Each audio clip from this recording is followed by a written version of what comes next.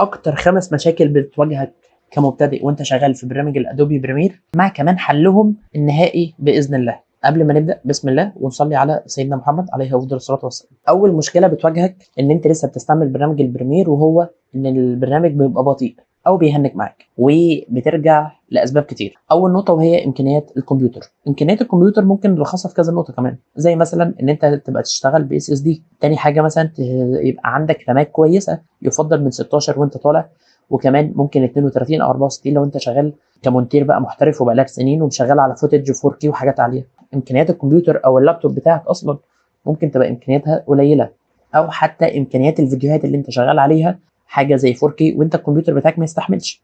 طب عشان نحاول ان احنا نحل الحاجات دي، في جزء ان انت طبعا هتدفع فلوس وهتشتري حاجات، او ان انت تستعمل فيرجن اقدم شويه. يعني مثلا انا هنا شغال على 2025، انما ممكن يبقى في فوتج معينه عندي مش عارف ان انا اشتغل بيها بشكل كبير قوي، فممكن ننزل ل 2022 2021 2019. ده عادي ومش مشكله، والمعظم الادوات اللي هتلاقيها هي نفس اللي هتلاقيها هنا، الا في حاجات معينه ممكن ترجع للاصدار اللي بعد كده. بس قصدي ان انت بتتحايل على الموضوع ده لان المتطلبات للنسخ الاحدث بتحتاج امكانيات اعلى. نروح للنقطه الثانيه واللي هي الخاصه بحاجه اسمها زي الميديا كاش. لازم يبقى فيه مساحه، ومساحه كويسه جدا، بحيث لما انت تبقى شغال ما يبقاش ان السي عندك باللون الاحمر. لو اتعمل باللون الاحمر يبقى انت كده عديت المساحه اللي المفروض الويندوز ان هو يتنفس فيها، يبقى انت كده بتضغط على الويندوز وبتضغط على البرامج، فانت كده طبيعي هتلاقي ان في تهنيج. تاني نقطه ممكن تروح على اديت، بعد كده بريفرنسز، وتروح على حاجه اسمها ميديا كاش. حاجه ملهاش لازمه، ولكن البرنامج بيحطها ان هو يشتغل اسرع شويه، لكن هي في العادي ملهاش لازمه. انت كل ما تفتح اي بروجكت بيعمل ميديا كاش، فمع كتر البروجكتات بيتقل الكمبيوتر عندك وبيتقل البرنامج عندك. فانت ممكن تيجي هنا وتروح قايل له ديليت، وتروح قايل له ديليت من هنا، تمام. هيبدا ان هو يمسح عندي الميديا كاش. او ممكن كمان ان انت هنا تقول له اعمل ديليت اوتوماتيك للميديا كاش كل 10 ايام او كل 7 ايام. اقل حاجه هنا الرقم ده ان انت تقدر تحطه هو 7 ايام. فمعنى كده ان انت خلاص هتقدر ان انت تشتغل من غير ما يبقى عندك مشكله في الميديا كاش. وزي ما قلت لك، لو انت الجهاز عندك بطيء انزل لاصدار اقل علشان يقدر ان هو يشتغل معاك كويس. ممكن ان انت تكون شغال وفجاه تلاقي ان الصوت مش شغال، او حتى تفتح المشروع بتاعك وتلاقي ان الصوت مش شغال. طب عشان تقدر ان انت تحل المشكله دي، بتروح من قائمه edit preferences، وبعد كده اوديو هاردوير. من اوديو هاردوير بتبدا ان انت تختار، طبعا دي انت بتسيبها زي ما هي MME، بتسيبها زي ما هي ما بتغيرهاش. بتيجي بعد كده هنا من اللي هي الديفولت انبوت بتاعك، ده بتظبطه حسب الانبوت بتاعك. يعني مثلا انا دلوقتي الانبوت بتاعي المفروض ان هو المايك اللي انا بسجل بيه ده، فانا دلوقتي هظبط الاعدادات على ده. الانبوت اللي هو اللي داخل الكمبيوتر. يعني انت تقدر تسجل صوت طبعا من عن طريق برنامج البريمير. الاوتبوت هو ده اللي انت هتبدا تسمع منه. هل هتسمع مثلا من سماعه خارجيه زي بلوتوث مثلا، او هتسمع من الكمبيوتر بتاعك دايركت؟ فبتختار من هنا. لو انت موصل سماعه زي عندي هنا دلوقتي ممكن انت تسمع منها. بعد كده بتروح دايس من هنا على اوكي، تلاقي ان الاعدادات بقت مظبوطه جدا وما فيهاش اي مشكله.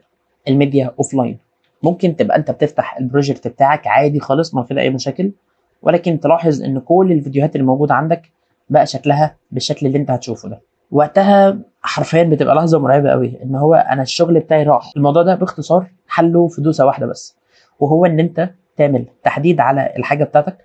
لو مش موجوده في التايم لاين اعمل كنترول اي، اعمل سيلكت اول في كل البروجكت بتاعك. انا هنا حاطط كميه فيديوهات كتير قوي، واروح دايس كليك يمين واروح قايل له لينك ميديا. لينك ميديا ده هيبدا ان هو يقول لي خلي بالك، ايوه انت عندك دلوقتي كده حاجه اسمها اللينك ميديا. فلما ادوس هنا على لوكيت وابدا ان انا اروح للفيديو اللي هو ده، لاحظوا هنا كده يا جماعه ان ده الاسم تمام، وان ده الاسم اللي انا عايزه. فادوس على هنا كده من اوكي، بدا ان هو رجعهم لي تاني من غير اي مشاكل. فالميديا اوف لاين من اكتر الحاجات اللي حرفيا ممكن تضايق الواحد وهو شغال، عشان بيبقى كل شغله راح. اكتر المشاكل اللي بتواجه الناس او بتواجه المبتدئين خصوصا، وهو ان الريندر بياخد اوقات طويله جدا جدا. في كذا حاجه. في فيديو انا كنت عامله هو السمارت ريندر، وده هتلاقوه في الديسكربشن تحت. ده كان بيشرح ازاي ان انت تخلي البريمير يبقى سريع في الريندر. لكن ممكن في برضه طريقه ثانيه سهله، ان انت خلاص انت دلوقتي هتبدا ان انت تعمل ريندر، فهتبدا تدوس على كنترول ام عادي خالص، او ان انت تيجي من هنا من فايل اكسبورت ميديا عشان يعمل ريندر. من الجزء اللي هو بتاع الفيديو هتنزل هنا كده تحت وتدوس على مور، وتبدا ان انت تنزل. هتلاقي في حاجه هنا اسمها البيت ريت سيتنج.